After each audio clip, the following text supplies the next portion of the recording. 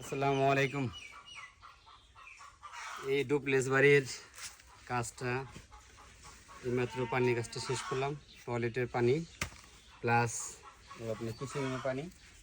দেখেন আমাদের কিচেনের পানি যাওয়ার জন্য আমরা লং টাইম ইউজ করছি, যাতে আপনি দুর্গন্ধ না আসে এবং পোকামাকড় না আসতে পারে বাইরে থেকে।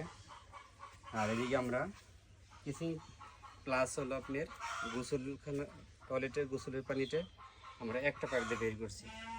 এখানে দেখেন আমরা কিন্তু ইউজ করতে পারতাম, কিন্তু আমরা এখানে প্লেন্ট ইউজ না করে হোয়াইট ইউজ করছি।